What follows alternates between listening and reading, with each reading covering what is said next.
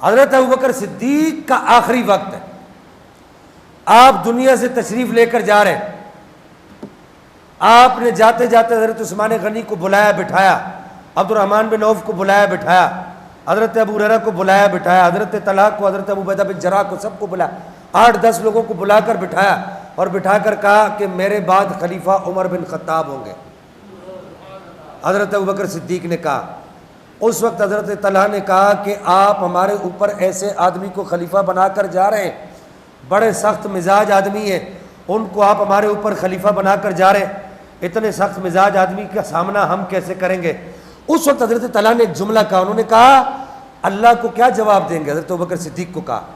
کیا جواب دیں گے اللہ کو کہ اتنے سخت مزاج آدمی کو ہم پر آپ خلیفہ مقرر کر کے جا رہے ہیں؟ حضرت صدیق اکبر کے جملے سننا سونے کے پانی سے لکھنے کے مترادف ہیں۔ اس وقت حضرت ابوبکر صدیق نے کہا کہ جب مجھ سے میرا رب پوچھے گا نا ابو بکر تم اپنے بعد کس کو نبی کی امت کا والی بنا کر آئے ہو،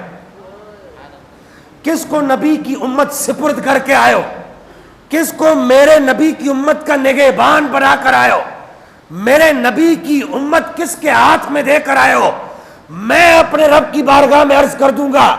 یا رب العالمین، پوری کائنات میں جو آدمی سب سے افضل تھا،